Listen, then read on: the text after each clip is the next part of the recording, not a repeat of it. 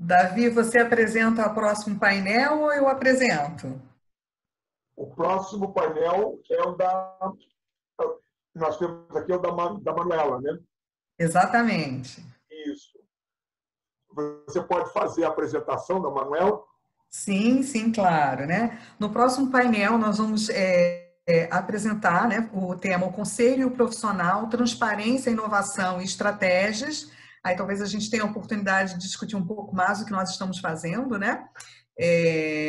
A nossa palestrante é a presidente do Fórum Rio de Janeiro, Manuela Dolinski, professora associada da Faculdade de Nutrição da Universidade Federal Fluminense, presidente do Conselho Regional de Nutrição 4, Rio de Janeiro, Conselho Regional de Nutrição e do Fórum também do Rio de Janeiro. É a nossa presidente, então eu passo a palavra para a Manuela, desde já agradecendo pela participação de todos, a contribuição de todos, mantendo o fórum aberto aqui para vocês postarem os seus questionamentos, ok? Obrigada, Esther. É um prazer estar aqui, né? A gente vai abrir um pouco mais para debate e, na verdade, eu trouxe uma proposta de um material para que a gente possa seguir aí alguns tópicos, né? Como professora que sou, poderia ser diferente, né? Mas aqui a gente reúne algumas considerações importantes. Só um momentinho, deixa eu botar aqui. Então, a proposta, né, como a Esther falou, eu estou presidente do Fórum RJ, é um fórum recém-criado, a gente vai falar melhor sobre ele hoje, e sou presidente também do Conselho Regional de Nutricionistas da 4ª Região e professora da UF, né? Então, a gente vem assim, antes da gente começar propriamente a apresentação, né, eu queria fazer um depoimento pessoal, né, e dizer que eu sou nutricionista há décadas, né? Assim, eu falo que eu me formei precocemente, né? Não sou velha, não. Mas brincadeiras à parte, né? Já vai para quase 3 décadas que eu sou nutricionista, né? Trabalhei em iniciativa privada, trabalhei em universidade privada e estou há 12 anos na UF, né?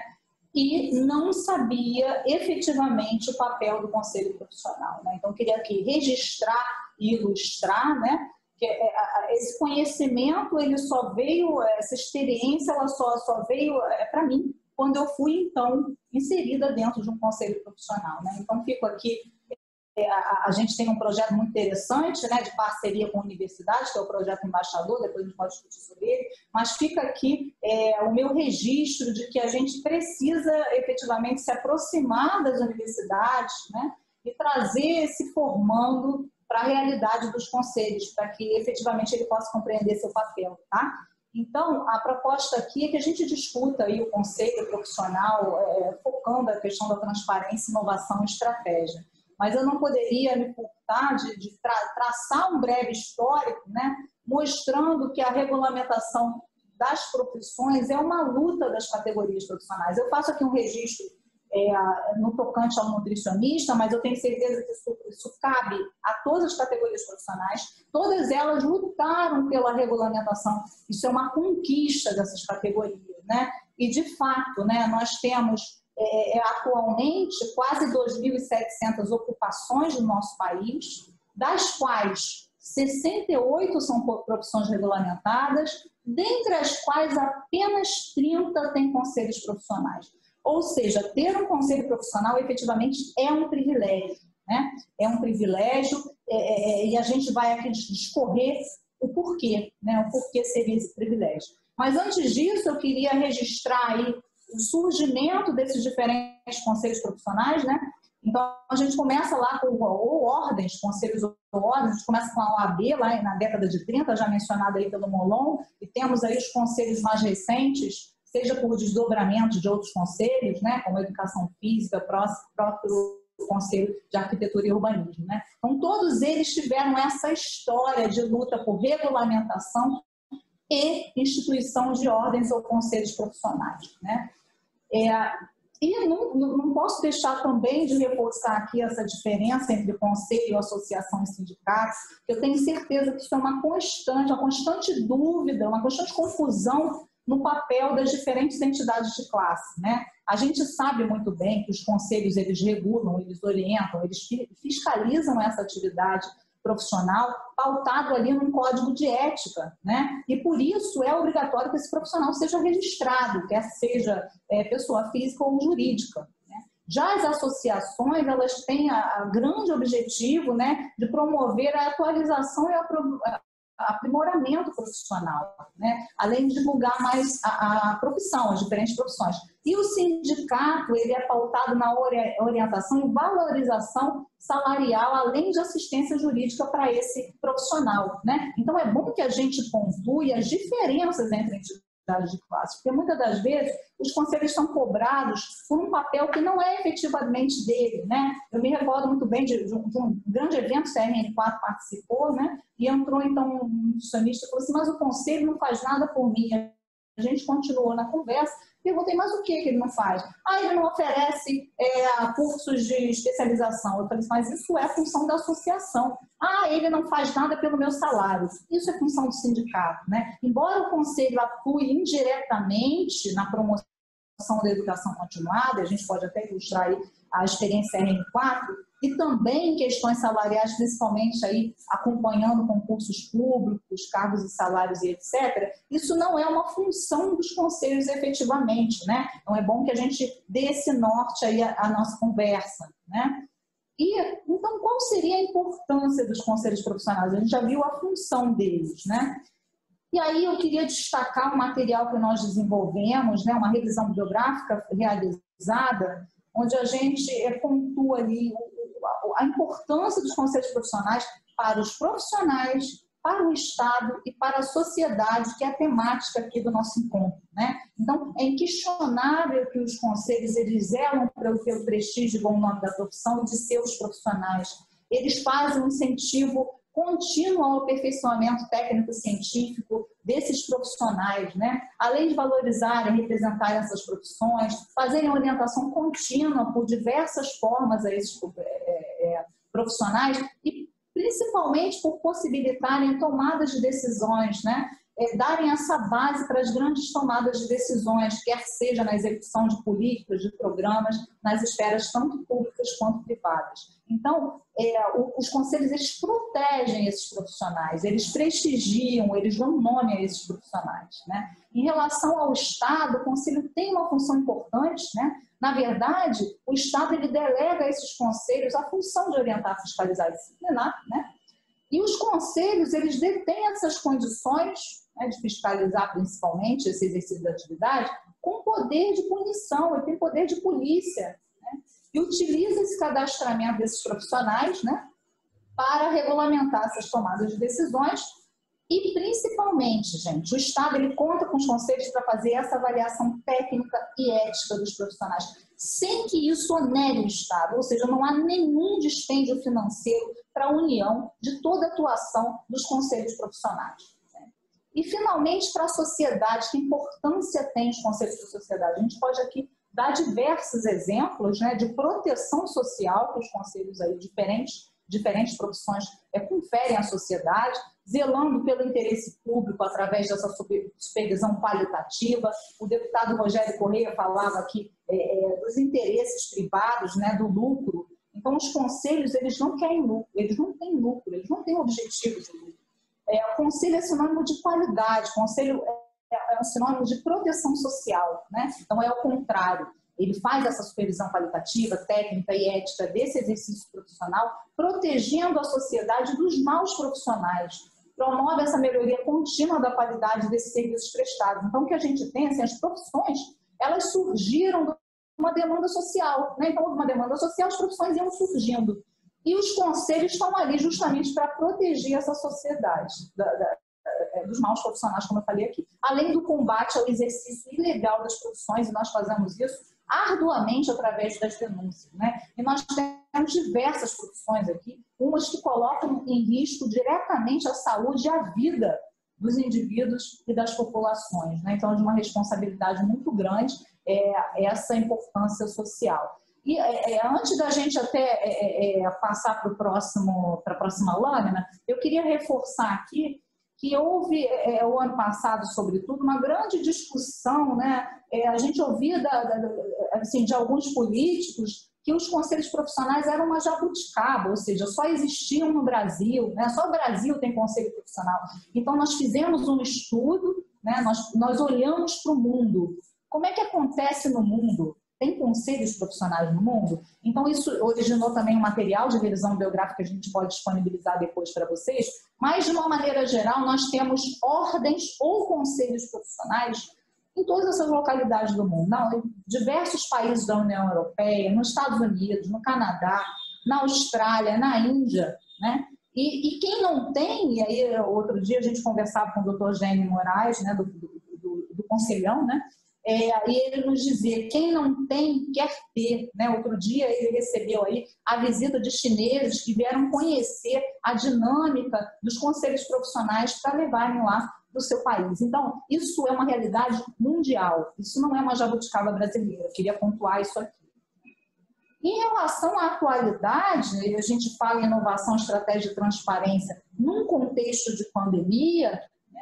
Eu queria aqui destacar que não tem mais como a gente se situar dentro da organização de um conselho sem pensarmos nesse novo momento, né? Não quero chamar de novo normal porque passou longe do normal, mas esse novo momento que a pandemia da Covid-19 nos impôs, né? Então, nós temos aí novos hábitos sociais, a adoção célere de novas tecnologias, né? O que aconteceria em alguns anos, aconteceu em alguns dias, em alguns casos, em alguns meses. As novas regulamentações que vieram aí para, enfim, darem o respaldo legal para nossas novas atuações, impactos econômicos e sociais não muito favoráveis, né? Se o ano passado a gente já tinha um cenário de fome e miséria no Brasil preocupante, né? A gente não tem ainda nenhum estudo da população pós-pandemia, mas a gente pode imaginar e projetar que efetivamente a pandemia vai nos trazer ainda consequências piores em relação à economia e à sociedade, né? Além do surgimento de novas formas de trabalho. Então, todos os conselhos passaram por esse momento, na verdade, todos os setores passaram por esse momento, todos os trabalhadores, toda a população, enfim, todos passaram por esse momento, né? E aí, em relação à adoção da inovação pelos conselhos, eu resgato aqui uma classificação em grupos de acordo com o tempo para a adoção das inovações que surgem, né? Muito interessante. Então, a gente tem aí os inovadores, os primeiros adeptos, a maioria inicial, a maioria tardia e os retardatários, né? Os inovadores, assim, a minoria da população, 2,5%, os primeiros adeptos e a maioria inicial, somando o maior número aí de indivíduos ou organizações. Eu arriscaria afirmar aqui que os conselhos profissionais estão entre os primeiros adeptos e a maioria inicial. Eu não tenho a menor dúvida da nossa evolução em relação à inovação tecnológica, apesar de toda abalo de estrutura econômica, sobretudo, né, que a gente teve um impacto, ainda está colhendo aí um impacto na nossa economia muito grande, né? Mas, de todo modo, sem dúvida nenhuma, os conselhos profissionais eles ficam ali dentre os primeiros adeptos, a maioria inicial, na adoção de uma inovação nesse sentido, né? Então, nesse contexto, eu queria registrar assim, a presença e a atuação do Fórum RJ, né? Não poderia me furtar aqui de fazer um breve histórico, né? Nós, na verdade, assumimos lá no CRN4, a nossa gestão Renova, assumiu em julho de 2019, já em agosto a gente fez um resgate do chamado conselhinho, né? E então nós começamos a fazer reuniões mensais num modelo que era um modelo itinerante, cada mês um conselho profissional recebia a gente, era uma dinâmica de dividir um pouco o trabalho, obviamente, mas também da gente conhecer as diferentes realidades dos conselhos profissionais, né? E foi, assim, desde então um momento assim, de muita troca de experiência, a gente avançou e trouxe aí benefícios para dentro dos nossos conselhos profissionais com essas trocas, eu não tenho a menor dúvida disso, né? Então, a gente discute aí, dentre outras ações e outros contextos, as condições de trabalho, os concursos públicos, né? Várias medidas a gente tomou em nível de ofício já nessa época, né? E como a pandemia o que aconteceu, o lado bom, né, se é que a gente pode dizer assim, nós passamos a ter reuniões semanais, isso deu uma celeridade ao nosso processo de legalização. Então, em 15 de julho do corrente ano, nós nos tornamos, de fato, uma associação legal, com estatuto registrado, convocado por assembleia, com uma diretoria eleita, né? Como eu coloquei aqui no início, o Fórum RJ funciona nos moldes de mais outros 2 fóruns no Brasil, um no Rio Grande do Sul e outro na Bahia. Então, nós somos o primeiro na região sudeste, nós somos o primeiro no estado do Rio de Janeiro, né? E como vários outros encontros, né, e ações, nós emitimos diversos ofícios, desde ofícios para reitores de universidades, aí nos colocando sobre a prática de estágios curriculares remotos em tempos de pandemia, até mesmo a questão de nota conjunta sobre a importância do uso de EPI. Nós estamos concluindo o mapeamento da situação de saúde e condições socioeconômicas dos profissionais durante a pandemia. Todos os conselhos estão participando aí, desse registro e desse mapeamento também como um passo muito importante para que a gente, então, trace ações de apoio a esses profissionais. E também uma pesquisa inédita, né? Um mapeamento da situação de saúde e das condições socioeconômicas dos nossos profissionais aqui no estado do Rio de Janeiro, né? Além disso, a gente também tivemos aí várias atuações frente à pandemia, sobretudo por questões aí de concursos públicos que descumpriram o edital, quer seja falta de API nos serviços de saúde de diversas localidades no estado. Enfim, a gente vem aí uma frente bem atuante e digo a vocês que uma ação, posso dizer que uma das mais importantes do Fórum RJ é justamente esse evento, né? Então, nós participamos aí, enquanto o Fórum RJ já legalizado na reunião da Frente Parlamentar coordenada pelo deputado federal Rogério Correia, e nessa frente, com a participação de centenas de conselhos profissionais, nós conseguimos emplacar uma pauta, né? Então, essa frente, ela traçou 4 pautas, uma delas era do Fórum RJ, e era justamente a organização e proposição desse grande evento nacional que discutisse um pouco dos conselhos profissionais. E conseguimos, assim, com muito sucesso, né? Nós tivemos, agora atualizando aí os números, quase 450 inscritos, temos a participação aqui, já tivemos um pico aí de quase 150 pessoas e, como eu falei aqui também, de dezenas de estados do Brasil, né? Eu listei aqui no início, estados de todas as regiões do país, diversos profissionais, uma lista que são 3 páginas, né, que eu não vou me alongar reforçando, mas de fato a gente conseguiu, em termos de amplitude, em termos de diversidade, trazer aí os profissionais, a sociedade, os estudantes, temos estudantes também, para essa discussão tão atual sobre a importância dos conselhos profissionais, né?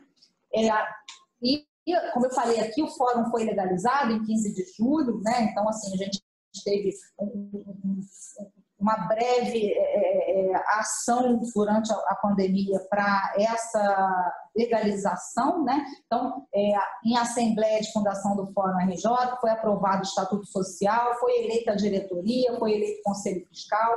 Nós chegamos aí um mandato de 2 anos, né? Em 15 de julho de 2022, a gente termina, né? E os documentos da Assembleia foram devidamente registrados lá no Registro Civil de Pessoas Jurídicas, né? E a partir daí o Fórum RJ passou a existir juridicamente também, sendo uma associação civil sem fins lucrativos. E eu queria concluir aqui a nossa fala com uma reflexão do Einstein, né? Eu vou aqui repetir essa reflexão dele. A crise é a melhor bênção que pode ocorrer com as pessoas e países, porque a crise traz progressos. A criatividade nasce da angústia, como o dia nasce da noite escura. É na crise que nascem as invenções, os descobrimentos e as grandes estratégias. Deixo aqui o meu muito obrigado. Queria abrir aí para as perguntas e discussões.